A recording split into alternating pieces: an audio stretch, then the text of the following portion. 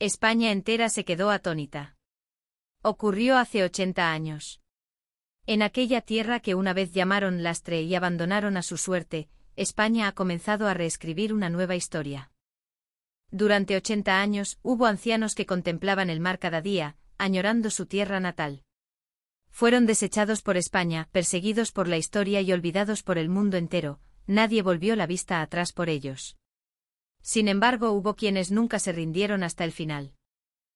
Y así, tras 8 décadas, llegó el juicio de la historia. España se estremeció. Sus rivales bajaron la cabeza abatidos. Y España venció. ¿Qué sucedió exactamente? Escuchen hasta el final para comprender cómo aquellos que fueron despreciados se convirtieron en los protagonistas de la historia. Soy productora de documentales para RT, la cadena estatal rusa. He pasado 25 años recorriendo campos de batalla. Vi las balas silbar en Chechenia y fui testigo presencial de cómo las ciudades eran bombardeadas en Siria. No me conmuevo con facilidad. Apenas derramo lágrimas, un reportero debe mantener la cabeza fría. Para ser honesta, España nunca me interesó demasiado. No la consideraba más que el país del turismo, el fútbol y la moda rápida. Aparte de Inditex y el Real Madrid, me preguntaba qué más podían ofrecer. Octubre de 2024. El invierno ya había llegado a Moscú. Eran las 3 de la madrugada y no podía dormir. Estaba en mi pequeño apartamento a las afueras de Moscú. La luz de las farolas se colaba tímidamente por la ventana. La calefacción estaba encendida, pero sentía un frío persistente en el ambiente. La pantalla de mi móvil brillaba en la oscuridad. Era una respuesta de la Cruz Roja en Ucrania: no tenemos información sobre el señor Alexander Kozlov que usted busca. Leí esa frase unas 10 veces. Seguí cada letra con la mirada. Alexander Kozlov. Es el nombre de mi padre. Hace 30 años, tras la caída de la Unión Soviética y el divorcio de mis padres, dejé de verlo. Mi madre era de Moscú, se conocieron y casaron en la época soviética. En aquel entonces, Ucrania y Rusia eran el mismo país. Diciembre de 1991. La URSS se disolvió. Yo tenía entonces 14 años, era una estudiante de secundaria. Al llegar del colegio encontré a mis padres discutiendo en el salón. Mi padre alzaba la voz y mi madre lloraba. Soy ucraniano. No puedo vivir en Rusia. Las palabras de mi padre aún resuenan en mis oídos. Así, mi padre regresó a Kiev y yo me quedé en Moscú con mi madre. Al principio mantuvimos el contacto. Llamaba en cada cumpleaños y enviaba cartas en las fiestas. Oír la voz de mi padre me hacía un nudo en la garganta. Quería verlo. Pero con el paso del tiempo el contacto se fue perdiendo. Una vez al año, luego cada 2 años, y sin darme cuenta cesó por completo. Yo también estaba ocupada. Me gradué en la universidad y me hice periodista. Volaba de un campo de batalla a otro y no tenía tiempo, o quizás la entereza, para buscar a mi padre. Tal vez, si soy sincera, lo estaba evitando. Cuando las noticias mostraron Kiev, la ciudad donde vivía mi padre, mi corazón casi se detuvo. Se emitían imágenes de bombardeos e informaban sobre filas de refugiados. Edificios derrumbándose, gente llorando y gritando. No sabía si mi padre estaba entre ellos. Desde ese momento comencé a contactar con la Cruz Roja. No había nada que pudiera hacer. Empecé a buscar a mi padre a través de la Cruz Roja e investigué en las listas de refugiados ucranianos. Pero el nombre de mi padre no aparecía por ninguna parte. Ni siquiera sabía si estaba vivo. Conozco el peso de la palabra separación. Sé lo que es que padres e hijos sean separados, no volver a verse nunca más, no saber si están vivos o muertos, conozco ese dolor. Un enorme edificio de cristal. Ese es mi lugar de trabajo. Llevo 25 años trabajando aquí como productora senior de documentales. Obtuve mi licenciatura en Historia en la Universidad Estatal de Moscú y un máster en Periodismo en la Universidad de Columbia, en Estados Unidos. Recibí un premio por mi cobertura de la guerra de Chechenia, y mi documental sobre la guerra de Georgia fue invitado a festivales internacionales de cine. Soy una veterana. No me asusto con cualquier cosa. Durante la hora del almuerzo comía borsch en la cantina. En la mesa de al lado, unos jóvenes reporteros charlaban animadamente. ¿Viste la serie española ayer? Fue increíble. El actor protagonista es guapísimo. Yo también la vi. Últimamente, si no ves series españolas, no puedes seguir las conversaciones. Seguí moviendo mis cubiertos. Honestamente, España no me interesaba mucho. Pensaba que las series y el flamenco eran cosas de niños. España no es más que un país de fiesta y coches SEAT, ¿no? Aparte de Inditex, ¿qué tienen? Intervine sin querer. Una joven reportera me miró fijamente. Natalia, ¿de verdad no lo sabe? Todo el mundo está fascinado con la cultura española hoy en día. Me encogí de hombros. Llevo 25 años recorriendo campos de guerra. No me interesan las noticias de farándula. La joven reportera negó con la cabeza, con cara de asombro. En ese momento sonó mi teléfono. La pantalla mostraba, director Iván Petrov. Fue una llamada breve. Natalia, ven a mi oficina ahora mismo. Dejé la comida a medias y me levanté. Era raro que el director llamara directamente. Era prueba de que había ocurrido un gran incidente. Mientras subía en el ascensor, consideré varias posibilidades. ¿Algún cambio en la situación de Ucrania? ¿Algo en Oriente Medio? ¿O un problema político interno? Al abrir la puerta de la oficina del director, Iván Petrov miraba por la ventana. A pesar de estar en edad de jubilación, mantenía la espalda recta, con un aire casi militar. Hace 30 años comenzó su carrera como corresponsal de guerra en Afganistán. También fue mi mentor. Siéntate. Me senté en el sofá de cuero. La habitación era amplia. En las paredes colgaban numerosos diplomas y fotos conmemorativas. También había una foto dándose la mano con el presidente Putin. Ve a Sajalín. Quiero que filmes un documental. Me sorprendí. ¿Sajalín? Esa isla en el lejano oriente ruso. Se tardan 8 horas en avión desde Moscú. Está justo al norte de Japón. Aparte de extraer petróleo y gas, es una tierra sin noticias, fría y remota. ¿Qué voy a filmar allí? La historia de los españoles. Los descendientes Nikkei en el original, adaptado a descendientes/hispanos. Parpadeé sin poder evitarlo. ¿Descendientes? ¿Se refiere a españoles? El director Iván asintió lentamente. En Sajalín viven descendientes de españoles. Unos 30.000. Desde hace 80 años. No podía entenderlo.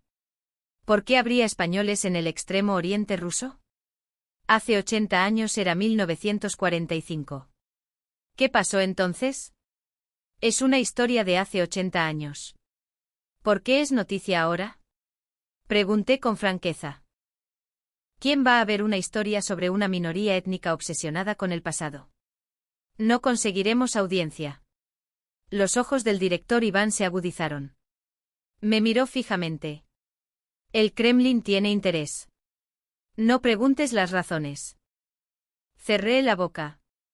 En el momento en que se mencionó al Kremlin, supe que no podía preguntar más.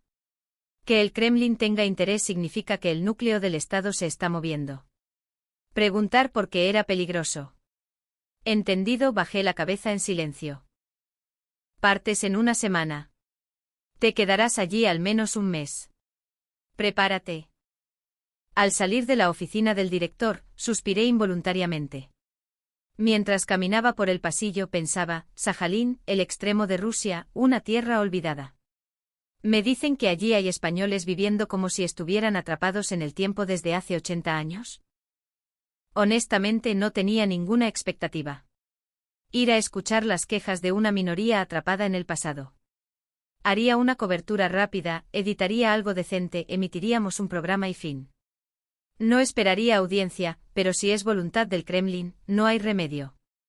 Eso pensaba. Sin embargo, estaba completamente equivocada. Solo tardé 72 horas en darme cuenta. Finales de octubre de 2024. Aterricé en el aeropuerto de Yuzhno-Sajalinsk. 8 horas de vuelo desde Moscú, 7 horas de diferencia horaria. Mi cuerpo estaba exhausto. Pero en el momento en que se abrieron las puertas, el cansancio desapareció de golpe. Un viento como un cuchillo me golpeó la cara. Bajo cero. Moscú también es frío, pero este era un tipo de frío diferente. El viento calaba hasta los huesos y cada vez que inhalaba, sentía que mis pulmones se congelaban. La punta de mi nariz se puso roja al instante. Me ajusté la bufanda y bajé la escalerilla. El aeropuerto era pequeño, no se podía comparar con el de Sheremetyevo en Moscú. Más allá de la pista se veían montañas cubiertas de nieve, y el cielo era blanco con nubes bajas. Me costaba creer que esta fuera la tierra a la que trajeron a los españoles hace 80 años. No, para ser honesta, en ese momento aún no tenía ninguna emoción especial. Solo pensaba, qué isla tan fría, qué lugar tan desolado. Terminemos rápido la entrevista y volvamos a Moscú. Al entrar en el edificio del aeropuerto, la calefacción estaba fuerte. Aún así, flotaba una cierta soledad. Había poca gente. Crucé el vestíbulo de llegadas. En ese instante me detuve en seco. Algo en español saltó a mi vista. Las letras en el cartel no eran ruso. No eran caracteres cirílicos. Eran letras latinas con curvas suaves. Era español. Centro Cultural Hispano de Sajalín. Me quedé mirando ese cartel fijamente durante un rato. Un cartel en español en el confín de Rusia, se mirara por donde se mirara, era una escena extraña. Al lado había un cartel que decía Taberna El Quijote. Enfrente un comedor llamado Sabores de España. Caminé un poco más y vi una tienda llamada Asociación de Descendientes. Me quedé atónita mirando a mi alrededor. No era uno o dos carteles en español. Había español por todas partes en la calle. También había señales de tráfico con ruso y español uno al lado del otro. ¿Esto es realmente Rusia? Pregunté al guía intérprete que estaba a mi lado. El que me guiaba era un hombre de unos 30 años. Su ruso era fluido, pero tenía cierto acento. Es Rusia, sí. Pero en Sajalín viven 30.000 descendientes de españoles. Solo en Yuzhno-Sajalinsk hay 15.000. Casi el 10% de la población de esta ciudad son descendientes. Me sorprendí. 30.000 personas. Comparado con la población de Moscú, es una cifra que no llega ni al 0,02%, pero en esta pequeña ciudad su presencia era abrumadora.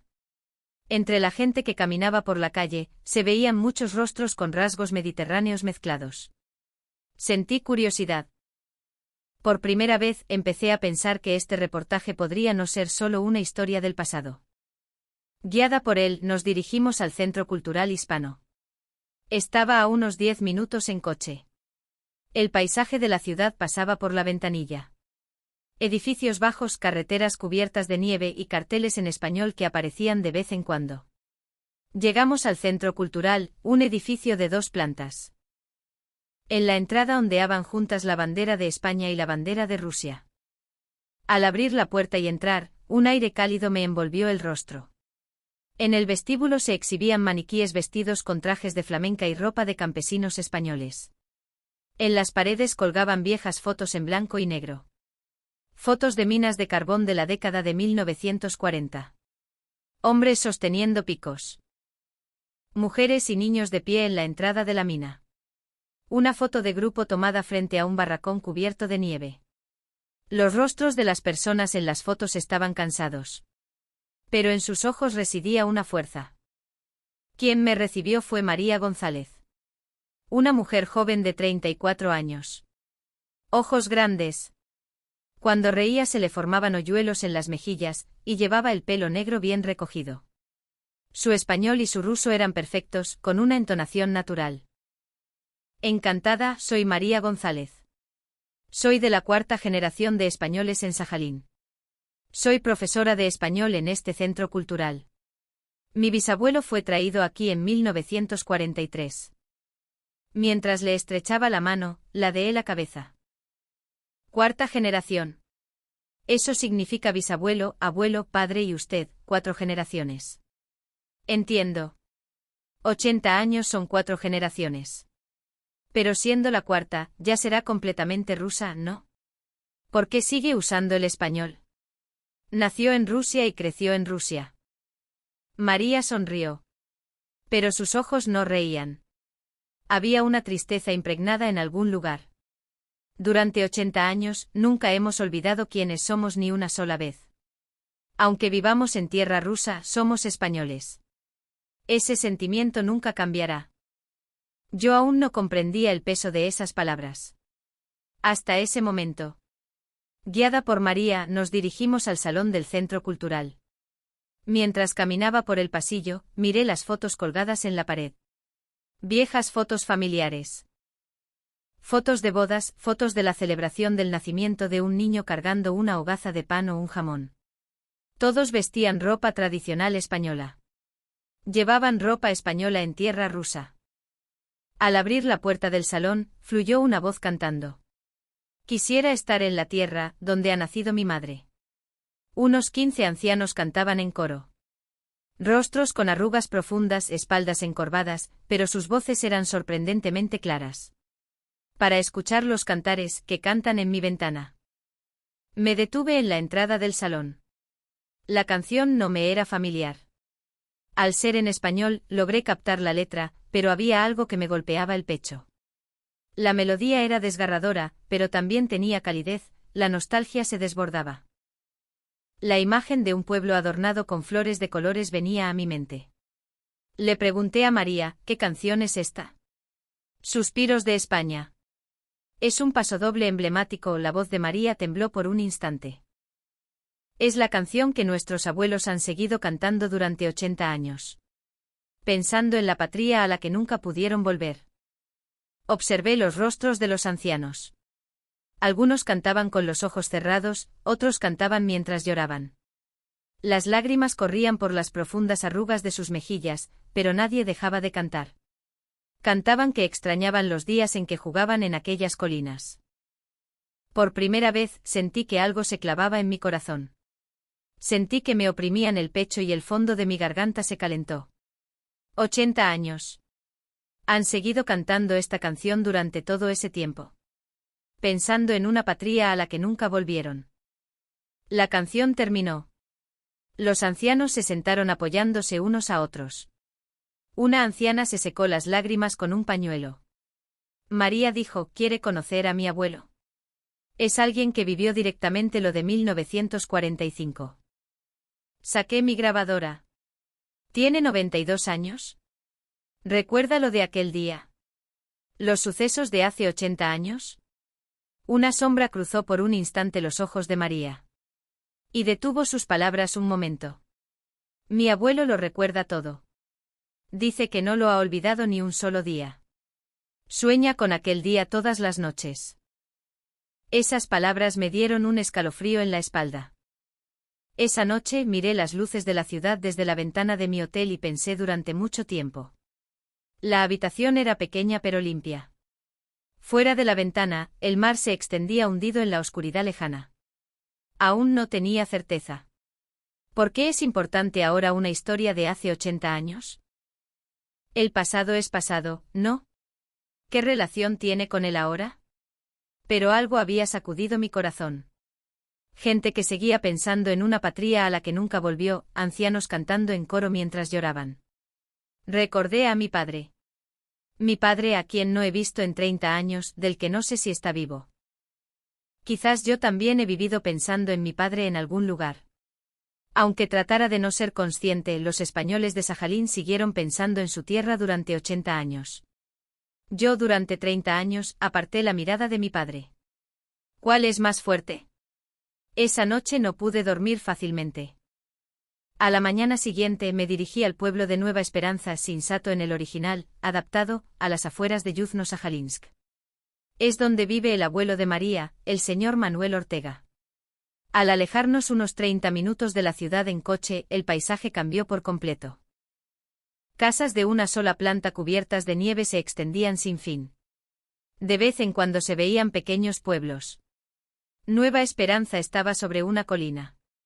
Las casas bajas se alineaban acurrucadas, y en los aleros había repollos apilados para el invierno. Ropa congelada en los tendederos, humo saliendo de las chimeneas. Parecía un pueblo rural de la España profunda. Al bajar del coche, María se adelantó caminando por el estrecho sendero. El sonido de pisar la nieve resonaba y el aire frío enrojecía la nariz. Llegamos frente a la casa del señor Manuel Ortega. Era una pequeña casa de planta baja. Un caqui en el jardín. Había perdido las hojas y solo quedaban las ramas. Me ajusté un poco el abrigo. He entrevistado a innumerables personas en 25 años, pero por alguna razón estaba nerviosa. Un anciano de 92 años, una persona con recuerdos de hace 80 años, ¿qué historia me contaría? María llamó. Abuelo, soy yo, María. He traído a la periodista rusa. Poco después se abrió la puerta. Un anciano sentado en una silla de ruedas me miraba. 92 años. Un cuerpo donde solo destacaban los huesos. Pelo blanco, arrugas profundas. Pero su mirada era clara. Sorprendentemente límpida, como los ojos de un joven. Bienvenida. Es la periodista rusa, ¿verdad? El señor Manuel Ortega habló en ruso. Tenía un acento peculiar, pero era fluido. Soy Natalia Kozlova. Bajé la cabeza ligeramente para saludar. Los ojos del anciano me miraron fijamente. Parecía ver a través de mi interior. Pase. Bebamos un té dentro. Entramos en la casa. Era una sala de estar pequeña. En las paredes colgaban fotos familiares. Desde viejas fotos en blanco y negro hasta fotos en color tomadas recientemente. En una pared había colgado un calendario, y en la otra, un mapa desgastado por el uso. Era un mapa antiguo donde estaban dibujadas la península ibérica y Sajalín. Me senté en el sofá.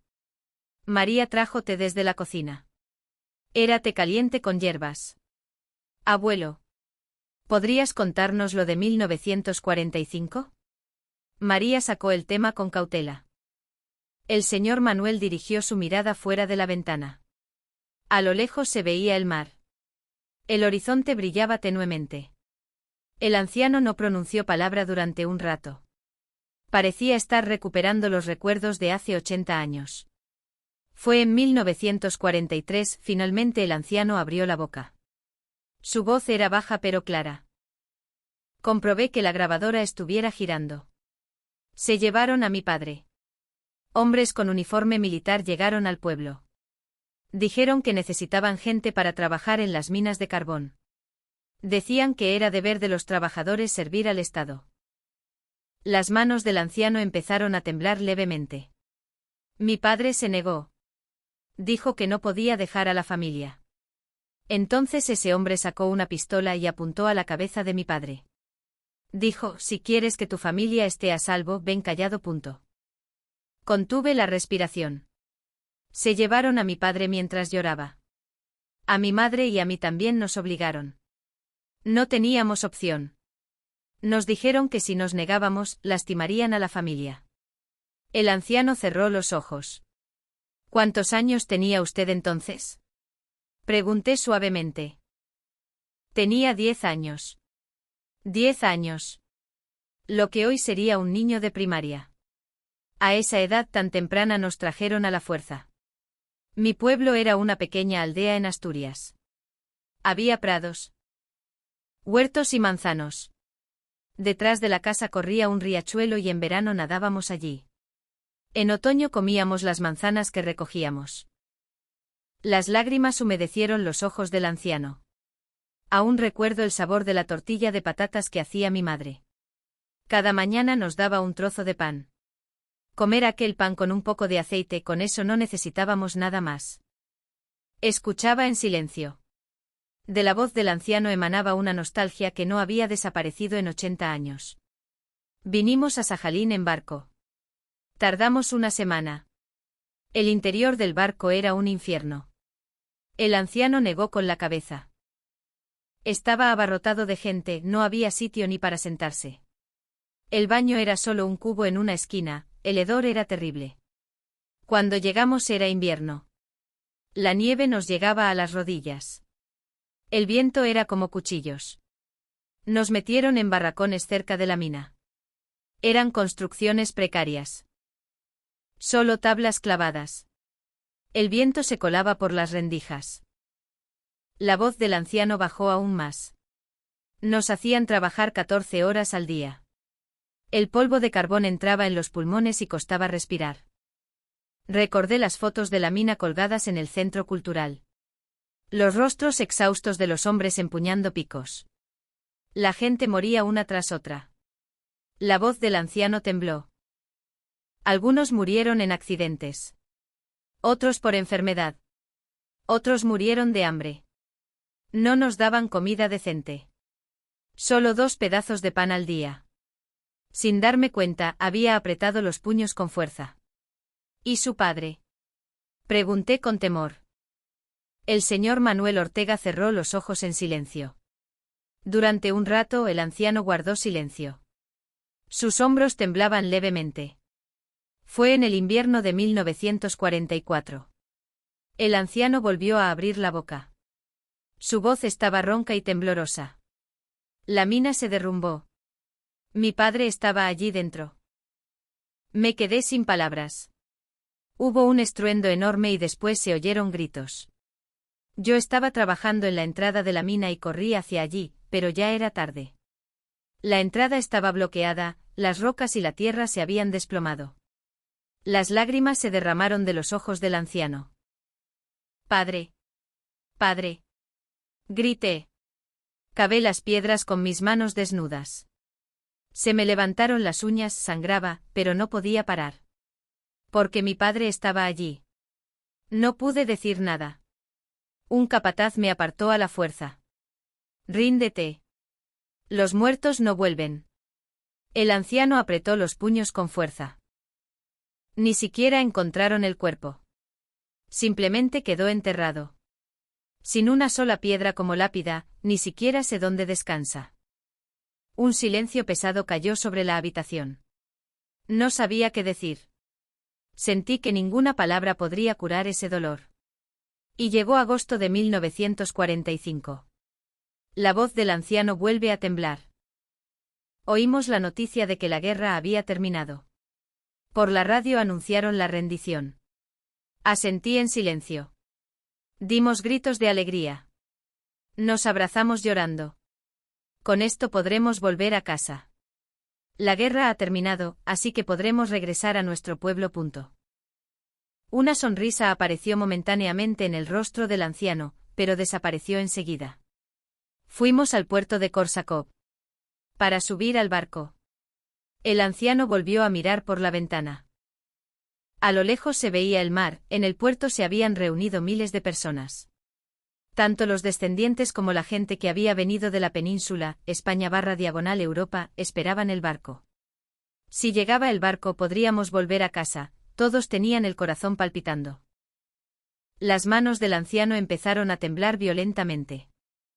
La gente que venía directamente de España subió primero. Su voz se quebró. Llegó el barco. Era un barco grande. Los españoles formaron filas, niños, mujeres y hombres cargando sus equipajes subían uno tras otro. Tragué saliva involuntariamente. Eran 368.000 personas, cifra del texto original. Ante nuestros ojos, un barco tras otro llegaba y los españoles se iban yendo. Nosotros seguimos esperando. Creyendo que llegaría nuestro turno. El anciano cerró los ojos. Cuando por fin llegó nuestro turno, un funcionario español dijo. La voz del anciano se hizo más fuerte. Vosotros estáis fuera. Vosotros no sois españoles. Recibí un impacto tal que olvidé respirar. Fue una sensación como si el corazón se me hundiera de golpe. Mi madre se arrodilló. Las lágrimas volvieron a brotar de los ojos del anciano.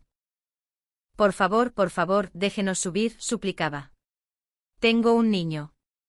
Mi marido murió en la mina. Quiero volver a casa, quiero volver a mi pueblo. Sentí que me temblaba la mano con la que sostenía la cámara. ¿Sabe lo que dijo el funcionario español? El anciano me miró fijamente. Vosotros sois lastre. El lastre se deja atrás. En el instante en que escuché esas palabras, algo se derrumbó dentro de mí. Lastre. Trataron a seres humanos como lastre. Trataron a humanos como si fueran cosas. He caminado por campos de batalla durante 25 años. Vi niños perder la vida en Siria. Vi ciudades quemadas en Ucrania. Cubrí lugares donde masacraron a civiles en Chechenia. He visto el lado más oscuro del ser humano innumerables veces. Pero ver a este anciano de 92 años contar un suceso de hace 80 años como si hubiera sido ayer, sus lágrimas desbordadas, su voz ronca y temblorosa. Sentí por primera vez que mi corazón se rompía. Dicen que mi madre pasó esa noche llorando mientras miraba el mar. El anciano volvió a mirar por la ventana. Esperamos en el puerto toda la noche, pensando que quizás el barco volvería algún día. Pero el barco nunca volvió. Ni al día siguiente ni al otro. Escuchaba la historia en silencio. Mi madre vivió toda su vida mirando ese mar, creyendo que algún día vendría un barco y podríamos volver a casa. El anciano bajó la mirada. Yo miro ese mar todos los días. Desde hace 80 años. No pude decir nada. ¿Sabe qué dijo mi madre cuando murió? El anciano me miró. Ve a nuestro pueblo una vez en mi lugar.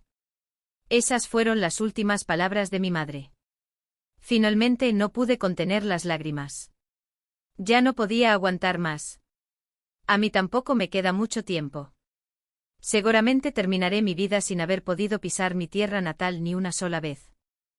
Las palabras del anciano se clavaron en mi pecho.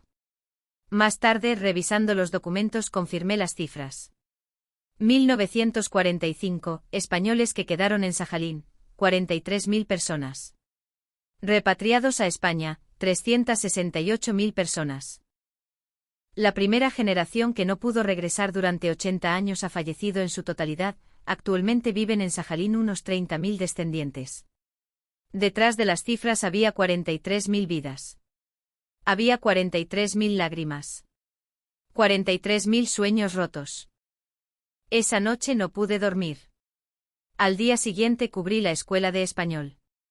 Era el aula donde María González daba clase.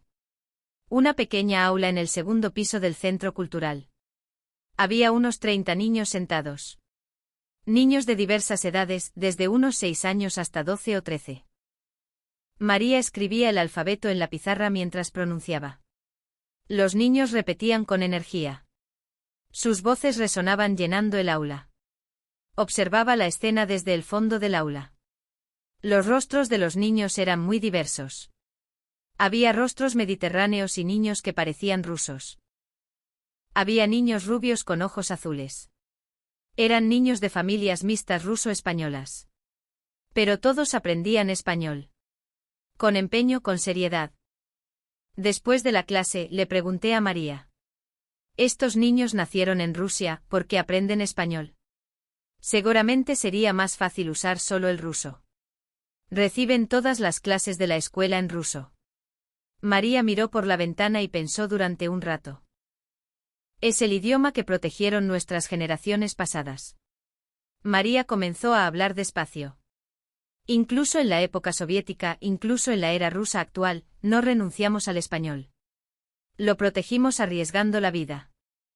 Ladeé la cabeza. ¿Qué quiere decir con proteger? No bastaba con hablarlo. La expresión de María se nubló. Hubo un tiempo en el pasado en que el gobierno ruso prohibió el uso del español. Fue en la década de los 50. Me sorprendí. ¿Lo prohibieron? Era la época de la Guerra Fría, y la URSS y Occidente estaban enfrentados. Que los descendientes hablaran español se consideraba un elemento subversivo. Sospechaban especialmente que teníamos vínculos con el bloque occidental. Repasé la historia. Guerra Fría. El enfrentamiento entre la URSS y Estados Unidos /Europa. España también se tambaleaba en medio de eso. Si hablabas español, sospechaban que eras un elemento opositor. Podía significar ser enviado a Siberia. De hecho, hubo gente a la que se llevaron y no regresó. María suspiró silenciosamente. Aún así, nuestras abuelas enseñaban español a escondidas en casa. Imaginé la escena. Cerrando las cortinas por la noche, una madre enseñando el abecedario en voz baja. Conteniendo la respiración incluso al escribir las letras. Escondiendo el libro y cerrando la boca si se oían pasos fuera. ¿Qué pasaba si la familia era descubierta? María me miró. El Gulag. Trabajos forzados en páramos a 40 grados bajo cero. Hubo gente que no volvió. Sentí un escalofrío. ¿Por qué corrieron tal peligro? Podrían haber usado solo el ruso y estar seguros. María me miró directamente. Su mirada era fuerte e inquebrantable. Porque si perdemos el idioma, perdemos también quiénes somos. Esas palabras se clavaron profundamente en mi pecho. El idioma no es una simple herramienta de comunicación. El idioma es nuestra identidad. Es lo que muestra quiénes somos. Si perdemos el español, ya no somos españoles. Solo seremos personas de origen latino viviendo en Rusia. Recordé a mi padre. Mi padre hablaba ucraniano. Mi madre, ruso. Yo podía entender ambos.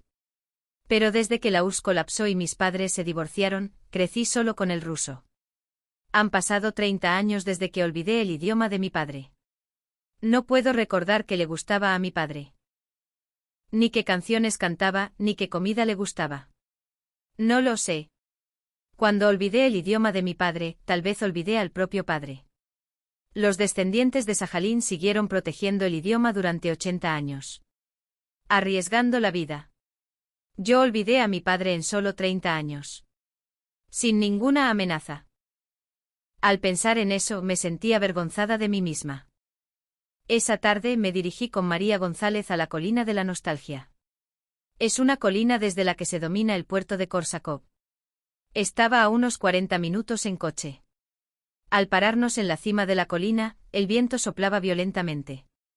Tanto que se me entumecían las mejillas. A lo lejos se veía el mar. El horizonte brillaba tenuemente. Las olas rompían levantando espuma blanca y volvían a retirarse. En la cima de la colina había un pequeño monumento de piedra. En memoria de los compatriotas que cerraron sus ojos en esta tierra pensando en su patria. Me paré frente al monumento y recorrí las letras grabadas con la punta de los dedos. El frío se transmitía a mis dedos. En este lugar en 1945, miles de descendientes esperaron el barco. Al otro lado de ese mar. Creyendo que llegaría el día de volver a casa. Pero el barco nunca vino.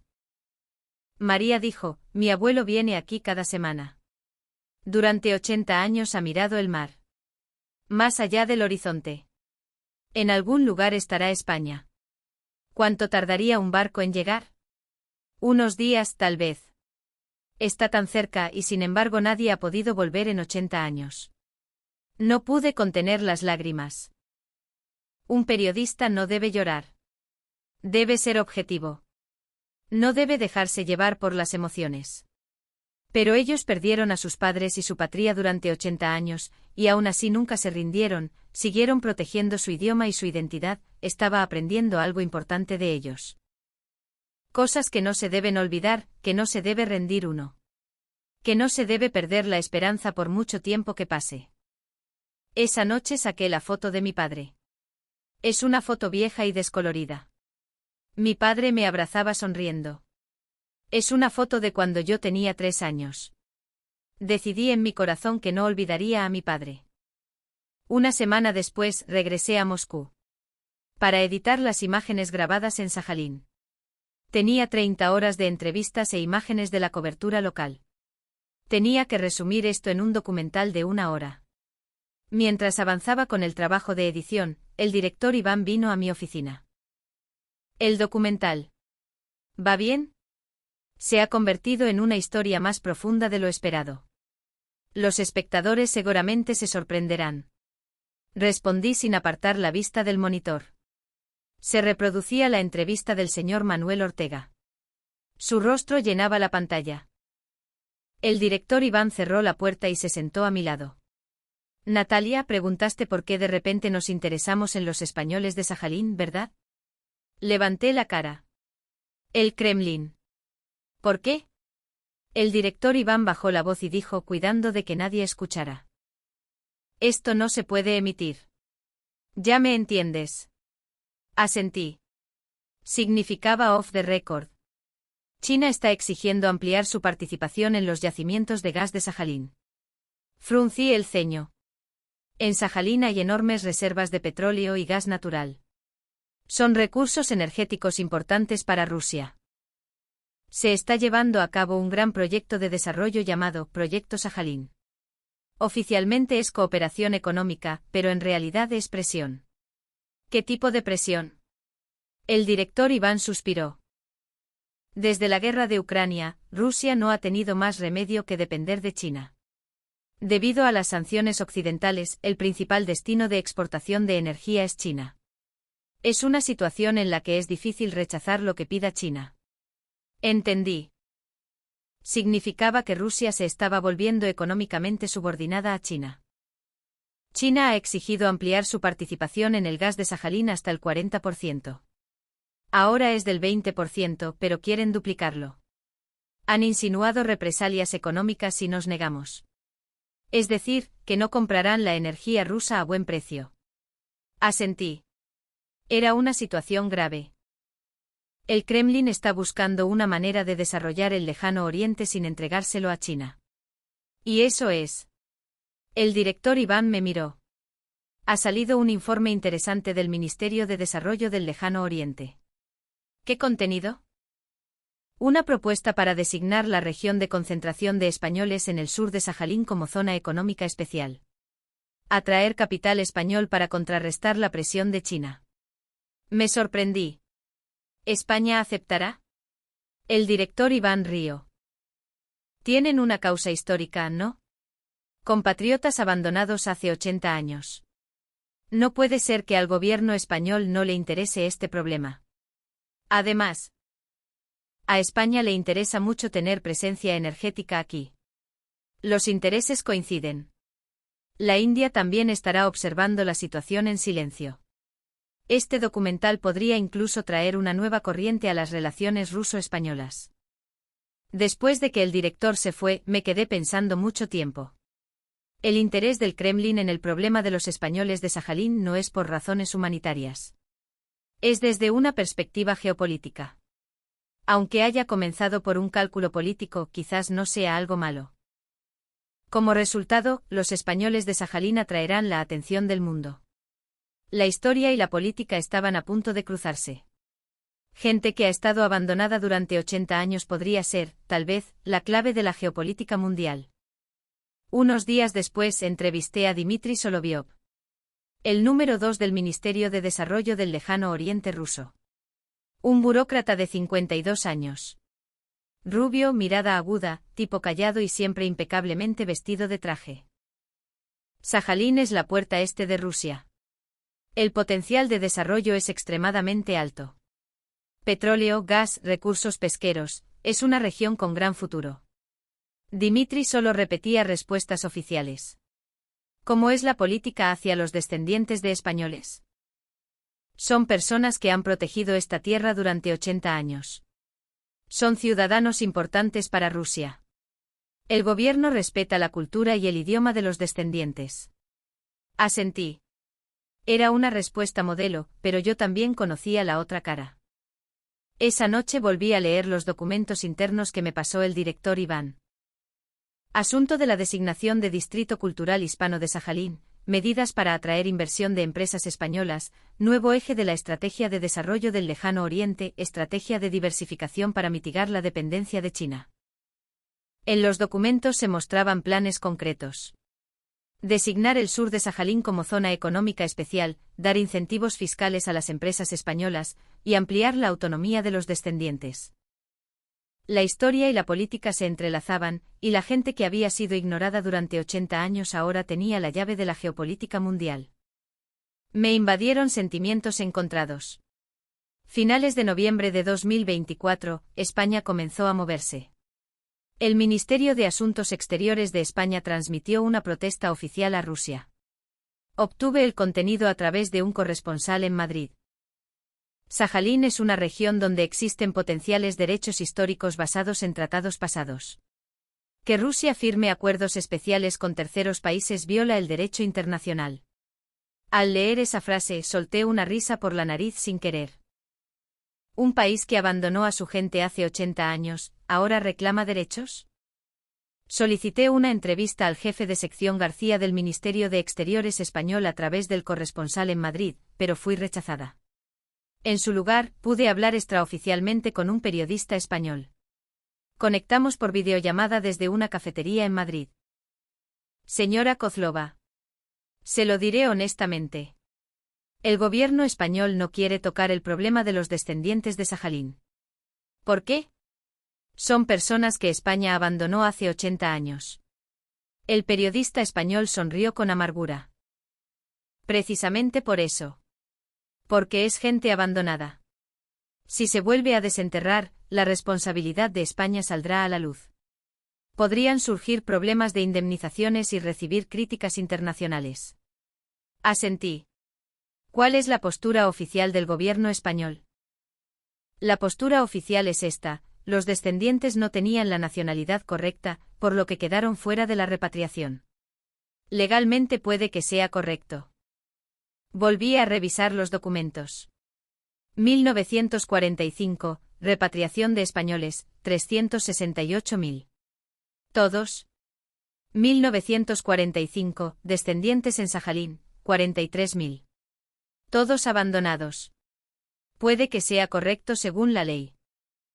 Pero fueron reclutados, sometidos a trabajos forzados en las minas, y cuando terminó la guerra, fue España quien los cortó diciendo: vosotros no sois españoles.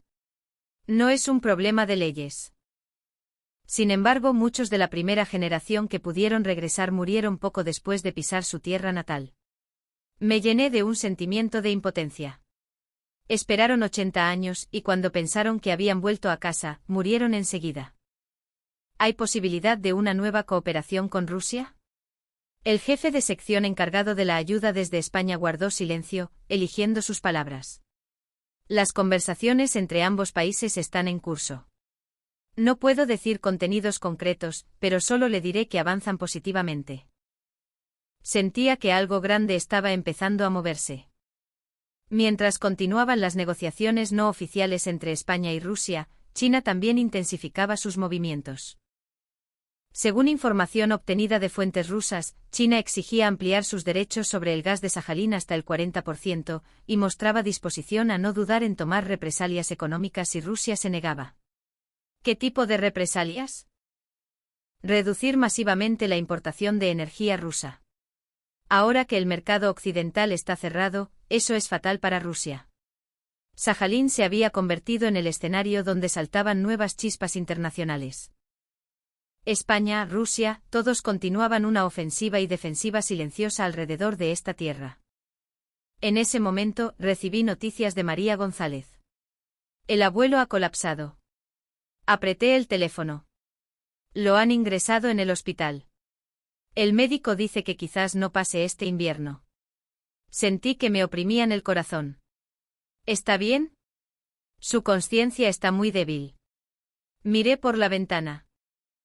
El cielo invernal de Moscú estaba hundido en gris. Un anciano de 92 años podría terminar su vida sin haber pisado su tierra natal ni una sola vez. Ese hecho sacudió profundamente mi corazón. Decidí ir a Sajalín una vez más.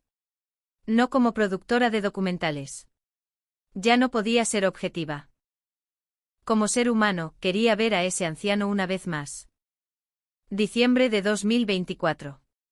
Llegué al hospital de Yuzhno-Sajalinsk. Salté al avión apresuradamente desde Moscú y las 8 horas se me hicieron eternas. Fui directa del aeropuerto al hospital en taxi. Al abrir la puerta de la habitación, el señor Manuel Ortega estaba acostado en la cama. Tenía puesta una máscara de oxígeno. Suero en el brazo. El monitor del electrocardiograma emitía sonidos regulares. Se veía mucho más delgado que hace un mes. Su piel era fina como el papel, parecía solo huesos. María estaba sentada a su lado. Se notaba en sus ojos hinchados que había estado llorando. Abuelo, la periodista rusa ha venido. María le habló suavemente. El señor Manuel abrió los ojos lentamente, me buscó con la mirada nublada y finalmente me reconoció. Una sonrisa débil pero cierta apareció en sus labios. Gracias por contar nuestra historia al mundo. Su voz era fina y ronca. Pero su mirada seguía siendo clara. Me senté al lado de la cama y tomé la mano del anciano. Una mano seca y huesuda, pero tenía calor. Abuelo, seré honesta. Al principio no pensé que esta historia fuera importante. Pensé que era cosa de hace 80 años, que solo estaban obsesionados con el pasado. Pensé que era una pérdida de tiempo. El anciano me miró en silencio. No dijo nada. Pero estaba completamente equivocada. Contuve las lágrimas. Yo también perdí a mi padre. Hace 30 años. La URSS colapsó, mis padres se divorciaron y mi padre se fue a Ucrania. Ahora no tengo contacto. No sé siquiera si está vivo. Los ojos del anciano temblaron levemente. Por eso quizás sentí que vuestra historia era ajena a mí. Asentí. Conozco el dolor de la separación. Pero olvidé a mi padre en 30 años. Ni siquiera me esforcé en contactar. Me rendí. Pero usted no olvidó durante 80 años. Siguió mirando el mar cada día pensando en su tierra.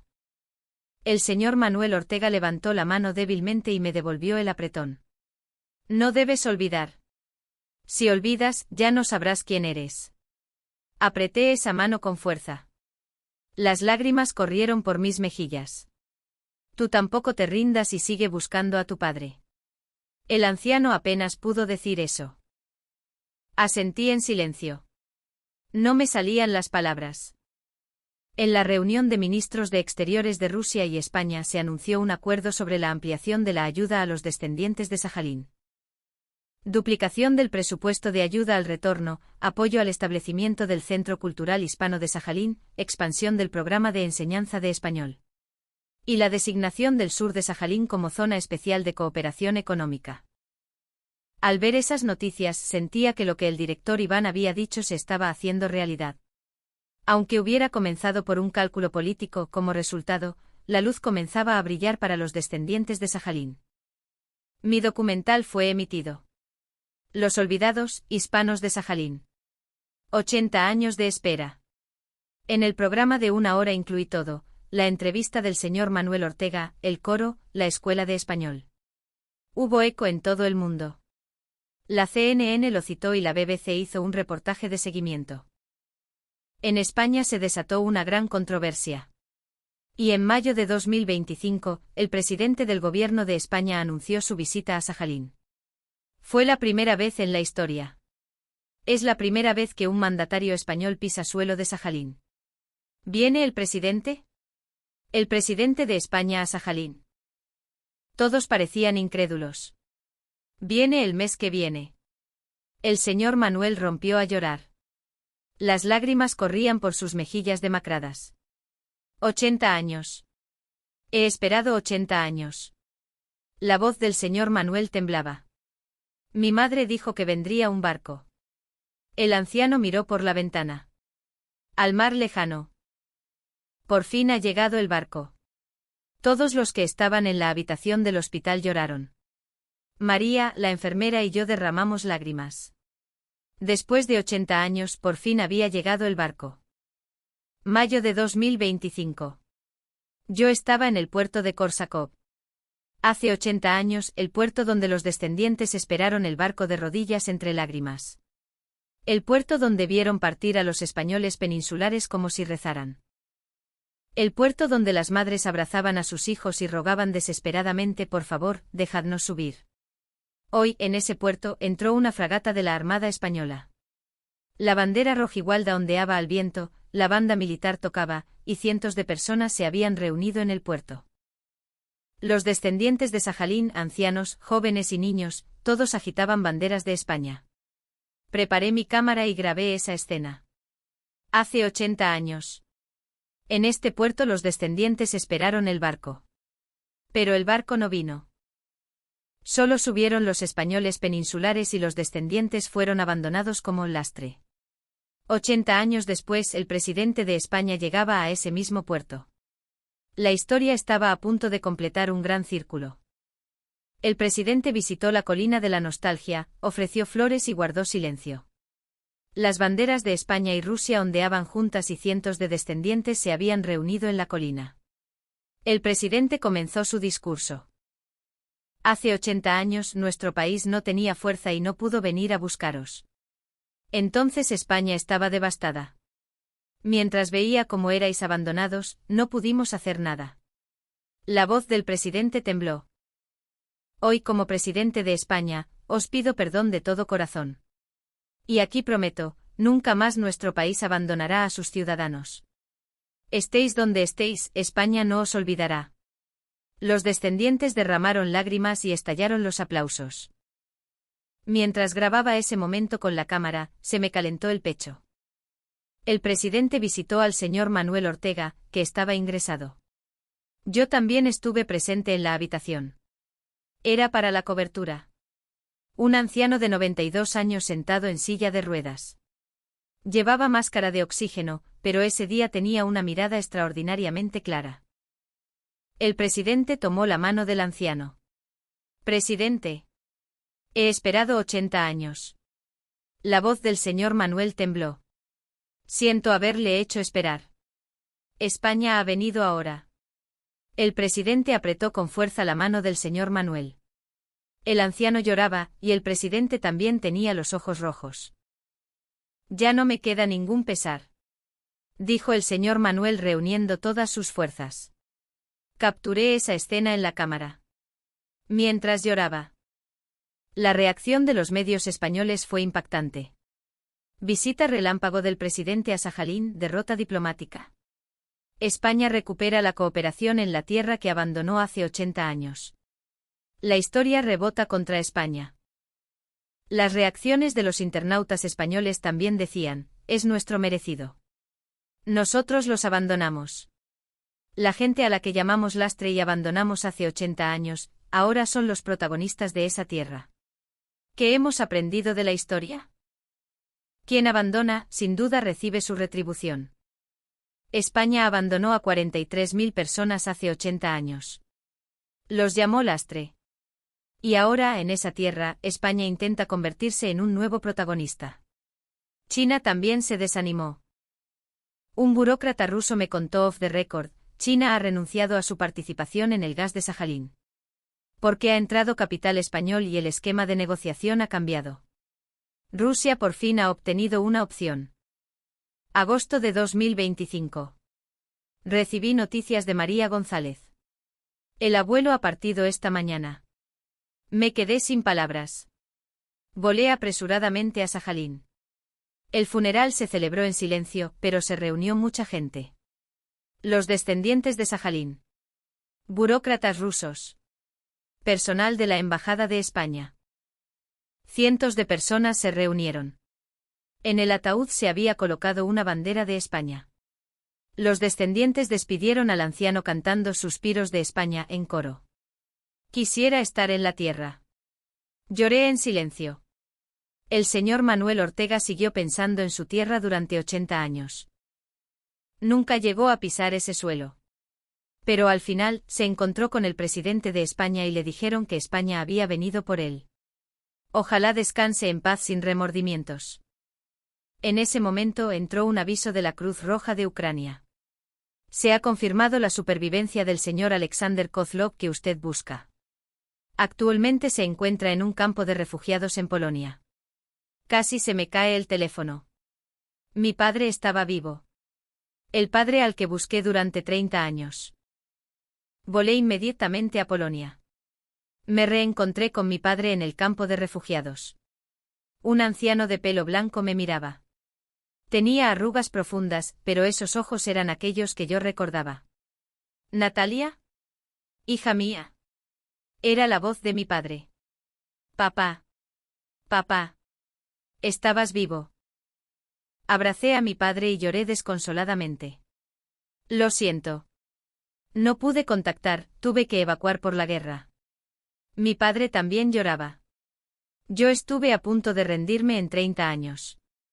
Pero al cubrir la historia de los descendientes de Sajalín, decidí que yo tampoco me rendiría. Por eso seguí buscando a mi padre y finalmente pude encontrarlo. 10 de diciembre de 2025. Hoy estoy editando el documental final en la sede de Moscú.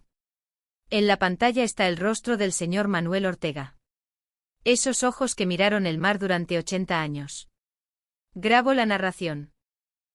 He caminado por campos de batalla durante 25 años. Solo he visto sangre y destrucción. He sido testigo solo del lado más oscuro de los seres humanos. Pero en Sajalín vi algo diferente.